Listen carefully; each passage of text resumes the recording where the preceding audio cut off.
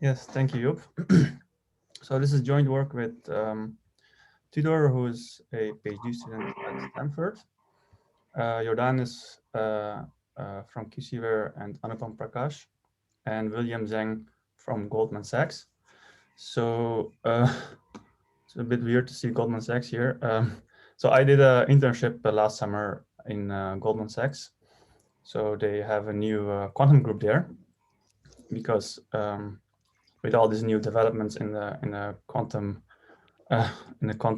community. So I think they don't want to be late if in a few years or maybe more years, potential quantum computer is there. So I think that's the reason why they started a quantum group quite recently. So I myself am interested in finance, so I thought maybe I should do an internship there and see what they're up to. Yeah, so in that internship, we worked with some people from QCWare, Jordanis and Anupam Prakash. So this is a quantum startup. So let's see. So I will first give some background and motivation for the talk, and then I will go over the framework of Suzuki et al. This is a framework for quantum amplitude estimation without phase estimation.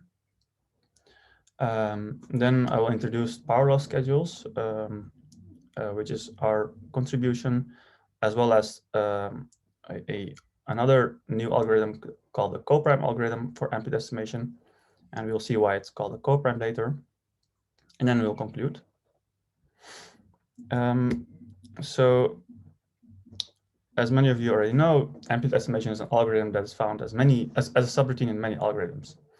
There are many applications in chemistry, finance, and machine learning. But what is relevant to GS is, of course, the finance part, and they want to speed up computation of option pricing. So in all these large investment banks, one of their core businesses is in selling options, and for that you need to know what is a fair price of an option. And the way they do this is using Monte Carlo methods. And as we know, amplitude estimation can potentially speed it up quadratically. So that's the reason why they are looking into this. So let me go through the problem setup, some definitions. So we are given a t-qubit state in a 0 state and an oracle such that if we apply the oracle to it, we get this superposition for some arbitrary x and x prime and some angle theta. And the goal is to learn this value of this unknown theta, or sine theta if you want. And and you want to minimize the number of oracle calls in terms of the precision in which you want to estimate theta or sine theta. Farrokh, there's a question in the chat. What is x here? So x and x prime are just arbitrary t-1 qubit states. So, for example, in approximate counting, this could be the good state and this is the bad state.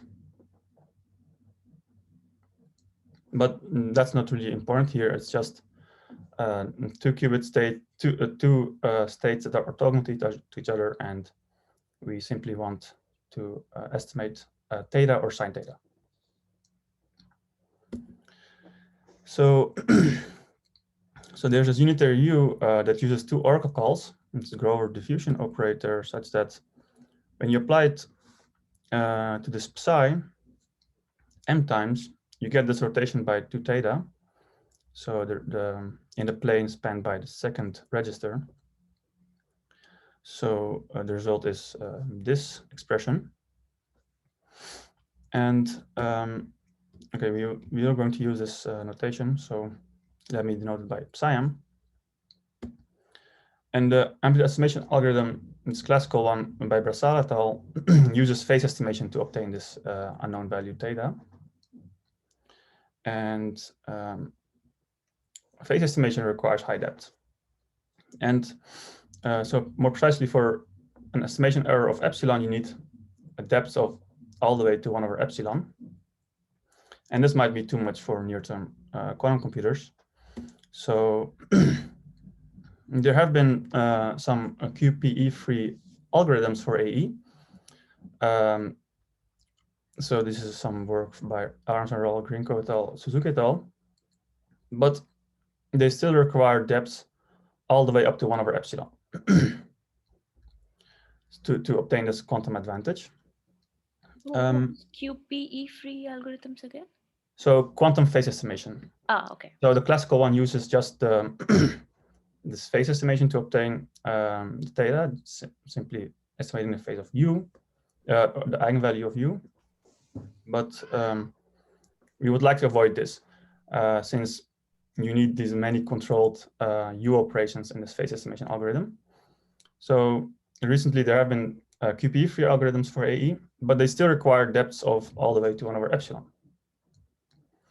So, so then the main question is it possible to have algorithms for AE, amplitude estimation, such that the depth is asymptotically smaller than 1 over epsilon? So your precision parameter epsilon. That's the main question that we try to answer, and I can already state our results here. That is possible. So we have one first algorithm is based on this Suzuki et al.'s framework, namely that for any beta and 0 up to 0,1 interval, it has depth 1 over epsilon to the power 1 minus beta. So recall that this other algorithm had 1 over epsilon depth. So you can asymptotically remove a little bit of that. But the number of oracle calls is going to be larger because so the quantum scaling should be 1 over epsilon, but when you trade a little bit depth, so you remove a little bit depth, you have to add something to the oracle calls, and this is precisely the trade-off. So as you can see that the product of depth times oracle calls is going to be at most 1 over epsilon square. The second algorithm needs 2 parameters k and q, and this has a similar trade-off, depth 1 over epsilon to the power 1 minus q by k, and oracle calls 1 over epsilon to the power 1 plus q by k. So as you can see, this is like a discrete version of this one. And so this work is this framework of Suzuki et al. There's some caveat in that it's not rigorous. There's no rigorous proof of control on the error, while the second algorithm here, what we have, is fully rigorous. I will say something about it later. So, and this algorithm is based on the Chinese remainder theorem. So this is a table of summary of this. We call it Powerlaw AE, has n qubits, depth d is the depth of this Grover diffusion operator, and we applied so many times sequentially, and the number of oracle calls is like this. And similarly for Qoprime AE. So this is the result, showing that indeed you can have asymptotically smaller depth than 1 over epsilon, but you have to trade off with the number of oracle calls. So let's go into more details. I will first explain this Powerlaw AE and then later go through the coprime algorithm. So recall that we had the state, and if you measure this state in the last qubit, in the last register, you get this 1 with probability sine square 2m plus 1 theta. So we can assume that we have access to these random coins. So these classical random coins, which we can throw. So basically, you have these qubits or these states, and you can measure them in the second register. But it's just like a classical random coin with bias sine squared 2m plus 1 theta. And so you have access to these. You have the choice of which m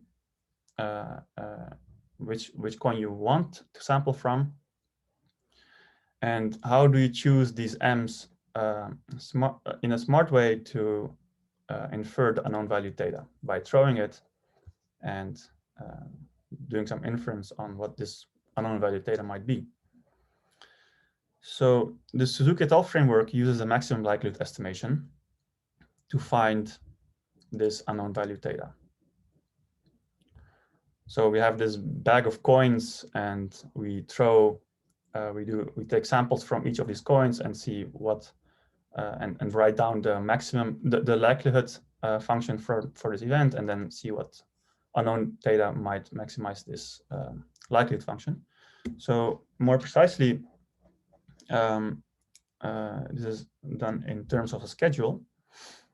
So a schedule is a choice of which coins we take samples from and how many samples. So the coins is just this quantum state where we apply so many times the Grover operator. So we define nk and mk to be sequences of non-negative integers for k up to some m. And for each k, we take nk samples of the coin or state psi mk. Right, so if we do that, so we have this fixed sequence mk and nk, we can then write down, if we do the experiment by taking the samples of these coins, we can then write down the number of ones that we obtain. This I call hk. And then we can then write down the likelihood function. The likelihood function is this product. So this is the probability of getting 1, and then the number, so to the power the number of ones. And this is the probability that we get 0 to the power the number of zeros that we obtained in this experiment. So this is the likelihood of this event, and the log likelihood and the maximum likelihood estimator is simply what theta does maximize this function. That's the maximum likelihood estimator. So you have to be cautious in this case, because the likelihood function might be periodic. So there might be not. So if you have a bad sequence mk, for example, just one mk, and all the rest are 0, then you get this periodicity, and that might not give you a unique theta. So some choice of sequences are not good. So maybe an example, most of the time we will just take the number of n shots to the nk, the number of samples we take from a certain coin, to be constant. Think 100 might do. And what you can do for the sequence mk, we just take linear. So mk is k. So what this means is that we apply this Grover operator k times. So then you can do some numerics and write down the likelihood function. So in this case, most of the times you don't really want to maximize the likelihood function because it can be really small. But you take the logarithm and then maximize that, which is equivalent. So this is an example of that for some real value, the unknown value theta, which is here, and doing the experiment for the schedule mk. So you take sample from the coin with bias sine square theta, sine square of 3 theta, sine square of 5 theta, and so on. And this is an example of that. So what is the query complexity, how many samples do we take for a specific schedule. So nk is the number of samples we take. Mk is the number of times we apply this Grover operator. So every time we construct this psi m, we have to apply the unitary m times, which means, and every time we apply the unitary u, we need 2 Oracle calls. So the total number of Oracle calls is going to be the number of times we take a sample from that specific psi m state times the number of Oracle calls needed to construct that specific state. And then we take a sum over k0 up to m. So this is the total number of Oracle calls for a specific schedule. So since we are using this maximum likelihood estimator, then there's this Cramer Rao bound that gives a lower bound on the variance of the estimator. So this A here is the probability of measuring the good state, and A hat is the estimator, the maximum likelihood estimator. And the Cramer Rao bound is a general lower bound that says something about this variance. So assuming that the maximum likelihood estimator is unbiased, then if you define this variance to be epsilon, then this is going to be lower bounded by 1 over root of the Fisher information. And this Fisher information is computed as follows. You have this likelihood. You take the log likelihood and then take the derivative with respect to A and take the square and then take the expectation of that. So that is how you give lower bounds on the error. So let's compute the Fisher information for a specific schedule. So we had a specific expression for that. That was this this thing here. So a schedule gives you a log likelihood, and we can compute the Fisher information for that. So you can do the computation, and what you obtain is that it's of the form 1 over a times 1 minus a sum over k nk to mk plus 1 square. So the square is here important because in the number of Oracle calls, we didn't have a square here. So maybe an example again for a linear schedule, the Fisher information is m to the power 3. So the sum of squares is going to be of the order m to the power 3 up to a constant. And remember that the query complexity was the same expression without this square here.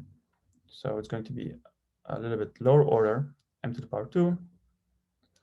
So in terms of query complexity, the Fisher information is going to be of the order number of queries to the power 3 by 2. So then if you use the Cramer Rao bound, which says that epsilon, this variance, is going to be at least 1 over square root Fisher information. So that would imply that the error is going to be at least number of Oracle calls to the power minus 3 by 4. And remember that, so classically, the error rate is at least number of Oracle calls to the power minus, is going to be and number of Oracle calls to the power minus 1/2. So as you can see, there is already some advantage, right? So this, if assuming that this inequality here is an equality, or it's also upper bound, this nq to the power minus 3 by 4. And yeah, so that's an assumption there. We have to address that later. So can we achieve the scaling epsilon of the order number of Oracle calls to the power minus 1? So this is Farrokh, there's a question on the chat. Yeah, sure. Oh, yeah, Yop answered. Okay. So there was a comment. He said the lower bound says that you can't do better than this, whereas what would be interesting is if the lower bound were actually an upper bound. Yeah, exactly. Yeah, I will address that later. So that's so in the Suzuki paper, they actually don't address that. They just give empirics and say, look, it actually works. We have this, the upper bound holds as well, but we can't really give a rigorous proof. So we have something to say about that. So this quantum scaling of 1 over n cubed number of oracles can be achieved. So this is done using this schedule here, the exponential schedule, and then you can do the computation, and you get again this lower bound. So this is done in the Suzuki paper already, and the black line here is the exponential schedule getting as in the log-log scale. You get here a slope of -1. So that's the -1 here. The red one is the linear schedule, which I just explained, had a slope of -3/4. And a classical one has slope -1/2. So as you can see, it does work, even though it's only a lower bound on the error. So that's what they have done. This is empirical evidence that it might work, right? Yes, exactly, empirical evidence. Yeah. So indeed, they don't give a rigorous proof of the upper bound on the error. It's just empirics. Because this Cramer Rao lower bound only gives the Cramer Rao bound only gives a lower bound on the error. But we would like to have a statement as follows. This would be a rigorous control on error, namely that if you have a good enough schedule, and by good enough I mean that the log likelihood function behaves well, then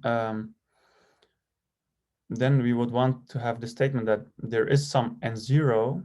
So n0 is like the number of shots, number of samples we take from the coins, which is independent of m, such that if you take the number of samples from each coin to be at least this n0, then the probability that your maximum likelihood estimator minus your true value is at most, say, this is a bit arbitrary, but 3 by squared Fisher information, and you want this probability to be large, independent of m. So this would be a rigorous control on the error, that the Fisher information indeed is indeed a good merit of controlling the error.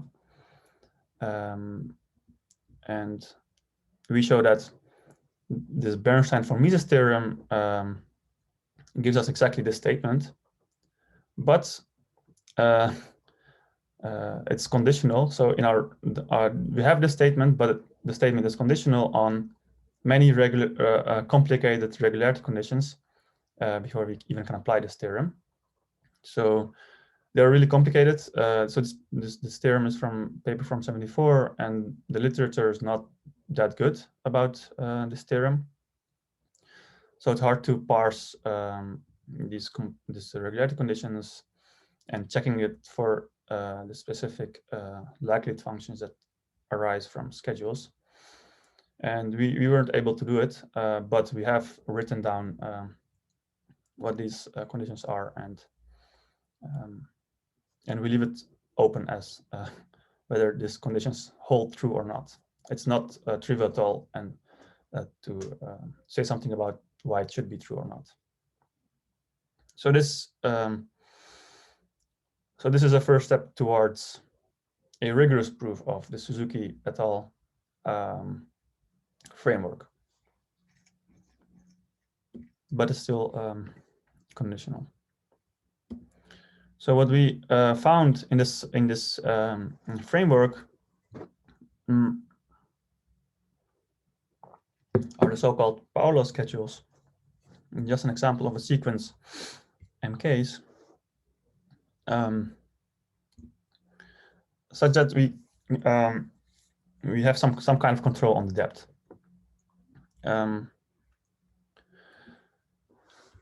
So a Powerlaw schedule is just given by some sequence MK, k to the power gamma, for some small gamma larger than 0, and some k up to 0 to an n to m, some m. And the point is here that the maximum depth, so m is some parameter here that we can go to infinity, but for say gamma, for small gamma, the maximum depth is going to be m to the power gamma. So the smaller we choose gamma, the smaller the maximum depth is. And that's how we control the depth. So then we can compute how this behaves, the error rate and number of oracle calls. So we can, again, just compute the fission information up to some constant, number of queries up to some constant. That would imply that by the Cramer Rao lower bound, that this is at least this expression.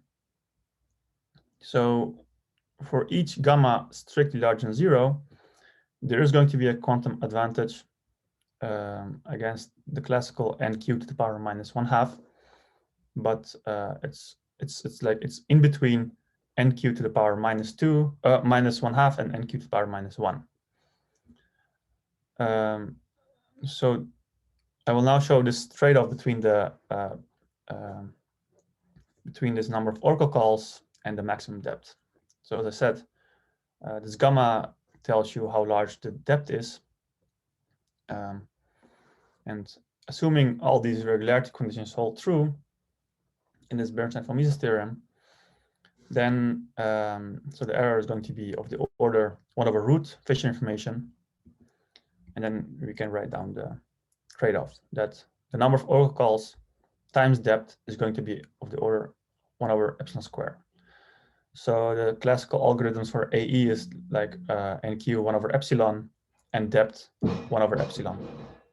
And we will see now that we can interpolate between the number of oracle calls and the depth, but still respecting this inequality. So the proof is really easy. The hard part is simply assuming this thing here, the regularity conditions holding true. So we have that the number of oracle calls and the fission. So the product is going to be of the order fission information. So 1/epsilon², assuming that epsilon is really of the order 1/root fission information. So maybe some examples to what this means. So suppose you have some fixed error epsilon that you want to achieve, and you have a good quantum computer that you can go to large depths. Say you run the linear schedule. So you have this maximum depth of epsilon to the power -2/3, and the number of oracle calls epsilon to the power -4/3. So you have this trade. So you have this product is at most 1/epsilon², and but the depth is really smaller than epsilon to the power -1, right? So we have gotten rid of some depth, but we have to pay in terms of number of oracle calls. And we can even go smaller, so we can take gamma smaller, say 1/2. So the maximum depth becomes epsilon to the power -1/2, so much smaller than epsilon -1, but the number of oracle calls must grow. And so maybe some plots. So if you take the exponent of this schedule, so this k to the power gamma,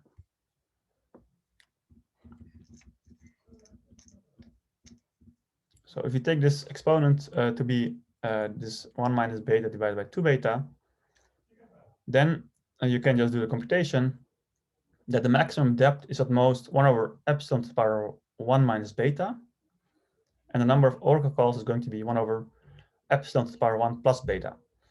So this algorithm by Brassard et al. Have beta is equal to 0.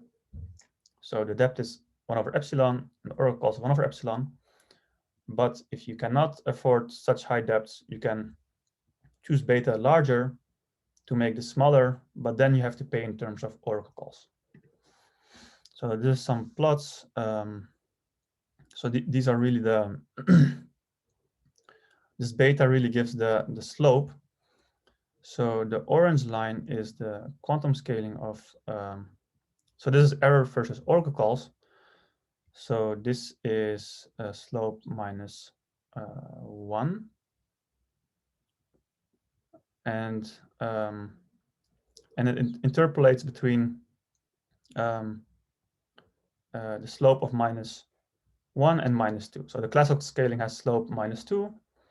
And these Powerlaw schedules, you can decrease your maximum depth, but the slope becomes a little bit larger.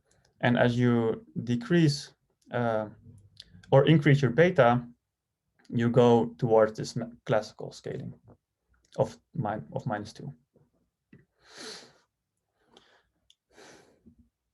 So that was basically the this Powerlaw schedule, this framework by Suzuki.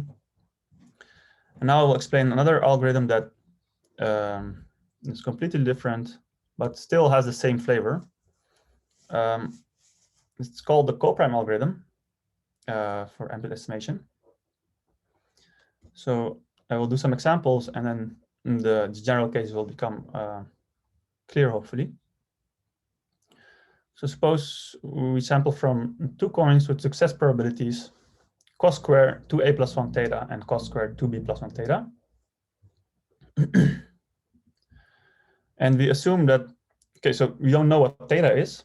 Theta is unknown, but we have the access to these coins. And let's assume for now that theta is of the specific form, that it lives on the grid from 0 up to pi with equal distances 1 over 2 times 2a plus 1, 2b plus 1. So it's one of these grid points where we slice the interval in so many parts. And then the task is to find m mod 2a plus 1 times 2b plus 1 using these 2 coins. So why do you want to know what m is? So recall that this amplitude was really sine square of theta. And for this specific form of theta, theta only depends on what m mod 2 times 2a plus 1, 2b plus 1 is. And so finding m is equivalent to finding theta. And then we know what amplitude is. So that's really what we want to know. What is m mod 2 times 2a plus 1, 2b plus 1, where we are using these 2 coins. And the main idea is to find what is m mod 2 times 2a plus 1 and what is m mod 2 times 2b plus 1, and combine the results using the Chinese remainder theorem, or a slight generalization to where we can do it with least common multiples instead of, so these 2 numbers are not coprimes, so they have a common divisor of 2, but we can still reconstruct m mod the least common multiple of these 2 numbers, so which is this one, assuming that 2a plus 1 and 2b plus 1 are coprime. So the idea is, so why do we want to find these 2 values? So the point is that finding what m mod 2a plus 1 and 2b plus 1 is means that we don't have to go to large depths, right? So here the error rate is really given by this grid. So you could think of choosing 2a plus 1 and 2b plus 1 such that the product is of the order 1 over epsilon. And that would mean that 2a plus 1 is of the order 1 over root epsilon.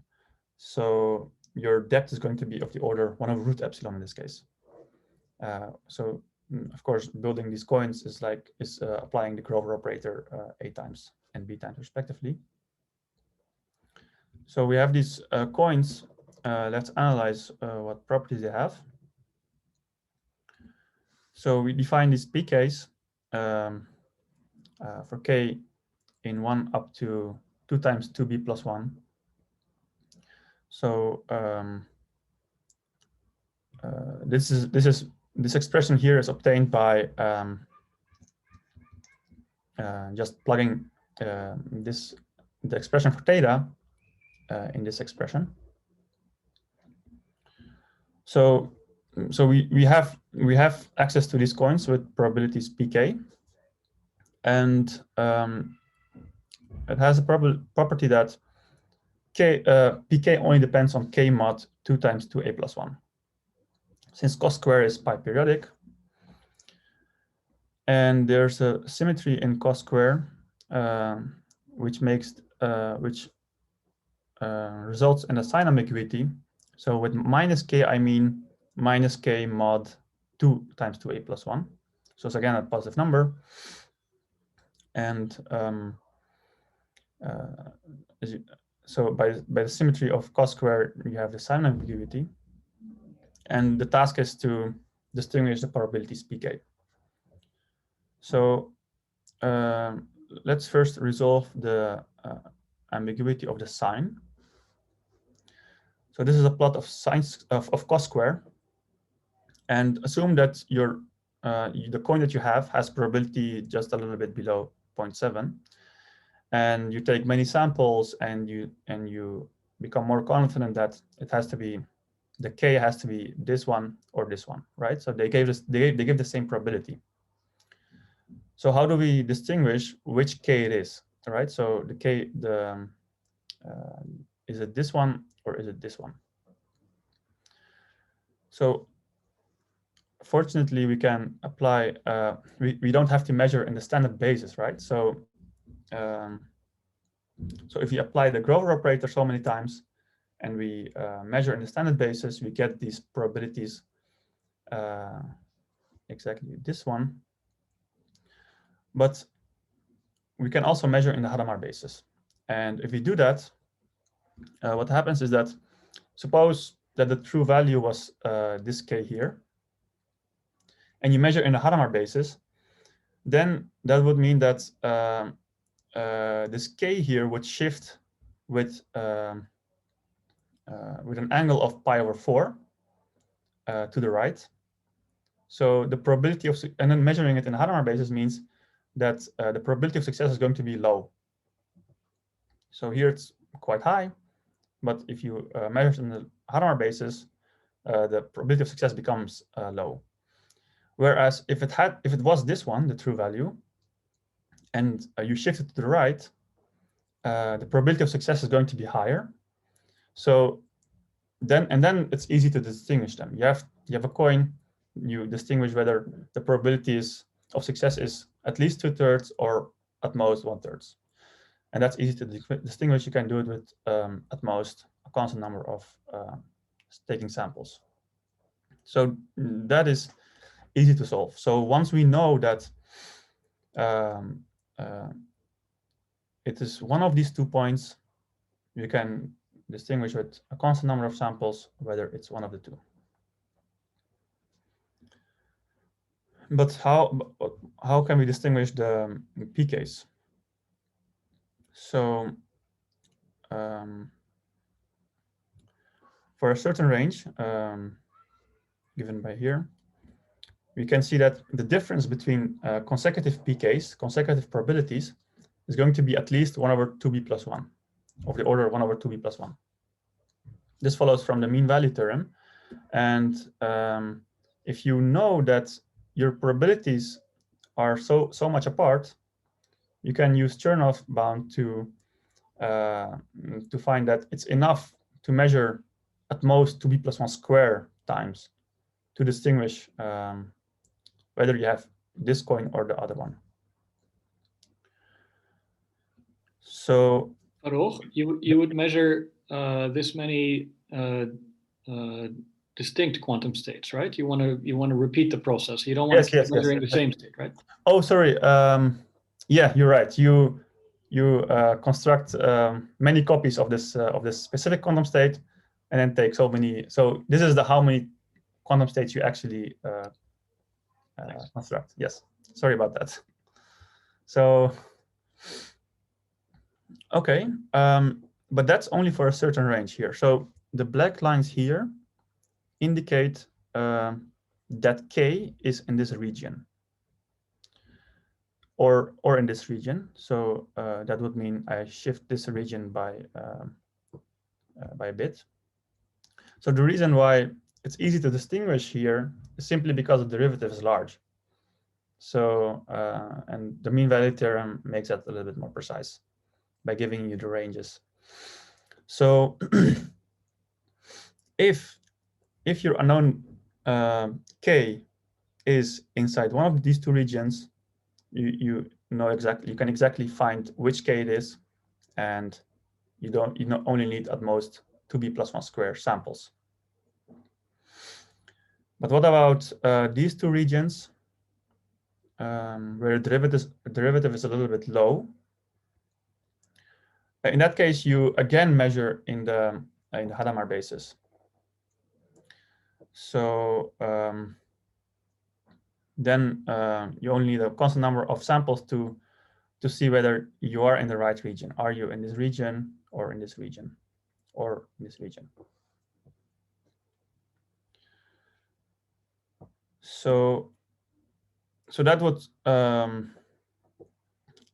solve finding which K it is, and also what the sign is. Is it this one or this one? And then the last ingredient would be the Chinese remainder theorem, which says that if you have a sequence of numbers and and the n is going to be the least common multiple of these numbers, a1 up to ak, then for all m and n, this is the integers 1 up to n, there's an efficient algorithm to recover m given m mod ai. So what we obtained in the previous slides was m mod 2 times 2a plus 1 and m mod 2b 2 times 2b plus 1. This is the case that we distinguished, the p case. And once we know these, we can uniquely reconstruct this large m, the m in interval 1 up to the least common multiple of these two numbers. So what does this mean in terms of the error and the number of oracle calls? So again, we assume that the angles of this form, and this algorithm I just described finds m. So if 2a plus 1 and 2b plus 1 are the largest consecutive numbers less than 1 over root epsilon, then this interval is sliced in 1 over epsilon parts. And the depth is at most 1 over root epsilon. So recall that if you want to find m mod 2 times 2a plus 1, you have to apply the Grover operator 2b plus 1 times. And since 2b plus 1 is of the order 1 over root epsilon, that would mean that the depth is at most 1 over root epsilon. And if you want to find m mod 2b plus 1, then you have to apply the Grover operator 2a plus 1 times, a times, which is of the order 1 over root epsilon. So the depth is really at most 1 over root epsilon. And the total number of oracle calls is as follows. So you first apply a times the Grover operator, which would give you a number of oracle calls of a. But every time you do that, we took samples of the order b square to find this what m mod 2b plus 1 was. So that's b square here, and also for the other part. So we apply the Grover operator b times, and then take a square samples. So if you work it out, you get this, that's at most 1 over epsilon to the power 3 by 2. And again, as you can see, we have this trade-off of depth times the number of oracle calls of at most 1 over epsilon square. So the main idea is to somehow understand what is M mod lower depths, and then reconstruct the true value M by combining these lower depth approximations using the Chinese remainder theorem. That's the main idea. So you can also do it with more coprimes to get to have more freedom in how large your depth is of your algorithm. So with 3 coprime numbers, you can do it as follows. So you take ABC close to 1 over epsilon to the power 1 over 3. So the product is 1 over epsilon. And this gives you the approximation error. Then if you apply this unitary U 8 times and take so many samples square, you can obtain M mod 2 times 2B plus 1 times 2C plus 1. And you can do the same for B and C. And as you can see, the maximum depth is going to be at most 1 over epsilon to the power 1 over 3, because we applied the unitary U only 8 times. But we obtained M mod 2 times 2B plus 1, 2C plus 1. So we take BC square samples. And we do that also for the other ones, for B and C. And the number of oracle calls is then 1 over epsilon to the power 5 over 3. So again, you have this trade-off. The product is at most 1 over epsilon square. But with 3 coprimes, you can do one more combination. So here we apply the unitaries A times, B times, C times to obtain M mod lower depths. But we can also do it as follows. We can apply the unitary AB times of the order AB times. So the depth is going to be larger. But then you obtain M mod 2C plus 1. And you can do it similarly for AC and BC. Then the maximum depth is going to be a bit larger than the previous one, epsilon to the power 2 by 3. And the number of oracle calls is going to be the number of times you applied this Grover operator times the number of samples you took by finding M mod 2C plus 1. And similarly for AC and BC. And if you work it out, you get epsilon to the power minus 4 by 3. So again, this trade-off is holds. So in this 3 coprimes, you have 2 methods. The first one achieves depth 1 over epsilon to the power 1 over 3, and the number of oracle calls 1 over 5 by 3. But you can increase the depth to 1 over 2 by 3. But so then you can decrease your number of oracle calls.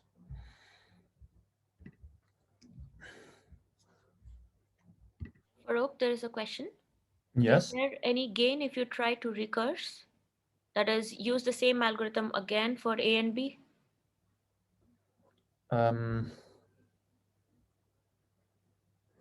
What do you mean actually exactly by that? Would you like to ask? Yeah, no, I was just wondering, you could imagine a sequence of, so for getting the value for M, you choose these A's and B's. But for the A's and B's, you could choose again some A primes, B primes, kind of, trickle it down basically. I see. Yeah. So you can, that is true. So you can, that's the general case. Let's see. So in general, what you do is you choose K coprime numbers. So not just ABC, but N1 up to NK. And then you can choose certain groups. You partition the set of coprimes and then find M mod each partition. So if you find M mod each partition, you can then use Chinese remainder theorem to reconstruct M mod this large product. So so there's this freedom of first how many coprimes do we choose, N1 up to NK, and then there's a freedom of partitioning the set of coprimes into sets of some size, and the size of these sets determine your depth. Is that clear? So in this case, with 3 coprimes, what you could do is so you have 3 coprimes ABC, and then what you can do is in this case the partition is A, B, and C. So you run the Grover operator eight times, and then if you plug it, and the probability of success then becomes is going to be depending on M mod 2B plus 1 and 2C plus 1. So then you find M mod 2B plus 1, 2C plus 1, M mod 2A plus 1, 2C plus 1, and M mod 2C plus 1 and 2B plus 1. So you have this partition, and knowing if the partition, so if you know what M mod all these parts are, you can use the Chinese remainder theorem to reconstruct it. So so yeah, you can choose many more coprimes if you want. That's basically this this K here, and the Q, the size of the groups that you choose, gives you the how much depth you want to go and how much oracle calls you need.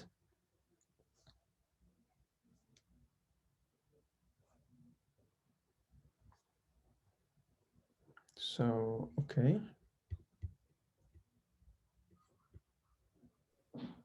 There's another question on the chat. Yeah. Is there any lower bound for the product of depth and oracle calls? Yeah, that's a good question. So that was one of the questions we also had while doing this project, but we don't know. So we don't know if there's if there's actually a lower bound. Yeah.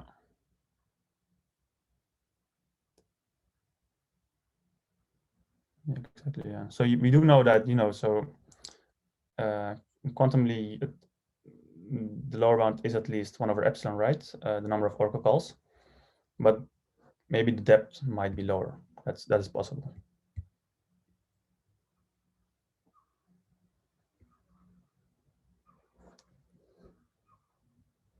Oh, so Ronald says that it is tight because of the known depth queries trade-off for quantum search.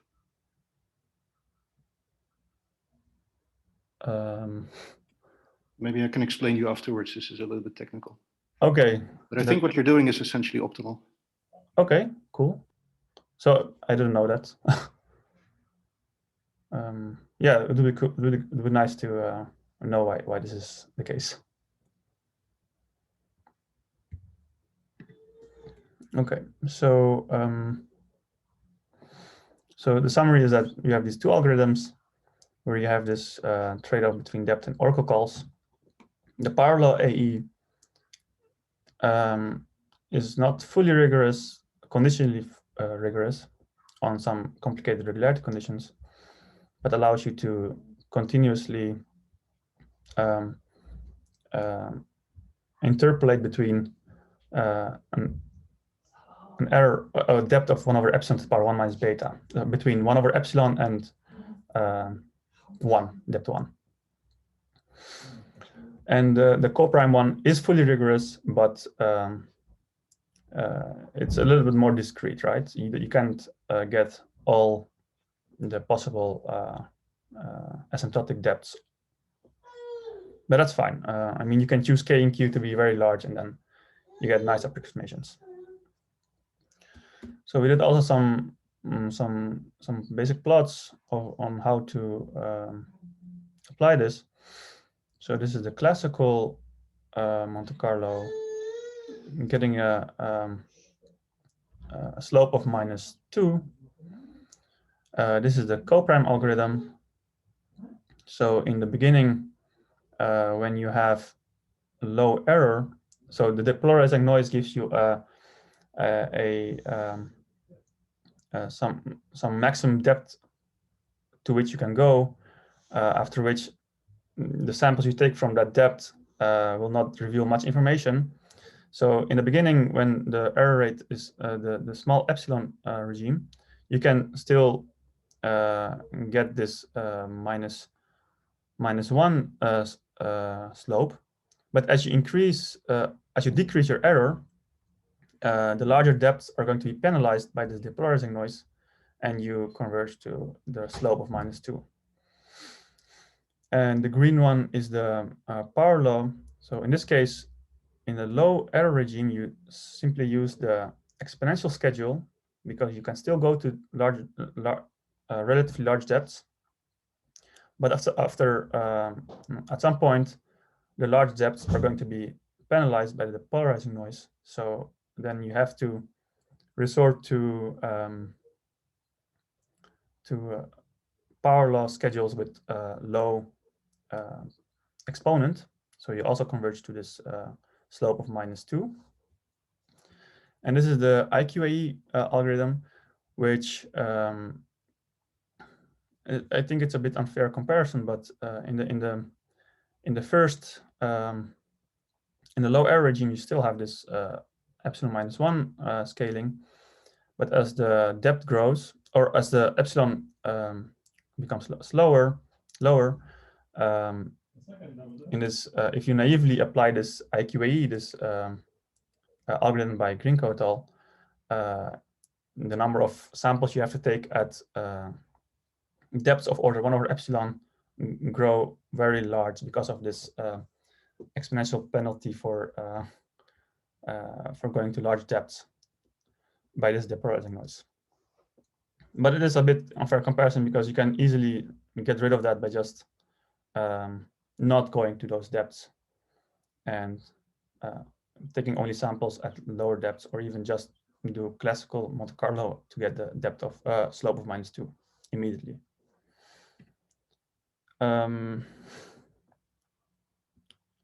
Yeah, so quick conclusion is that ambit estimation is a powerful subroutine underlying many quantum speedup applications, and the standard algorithm for AE is not suitable because of the large depths, because of this 1/epsilon depth. And as quantum quizzes get better and better, we want to have some control on this depth, getting better quantum advantage or lower quantum advantage, but at the cost of depth, or saving depth. And the power law schedule in the coprime algorithm provides such control. And an open question that I leave here is the rigorous proof of the Suzuki et al. Framework. And we basically say that it depends on some complicated regularity conditions, which we weren't able to check. But conditional on that, it is rigorous, but still, it's not completely rigorous proof. Thanks. That was it.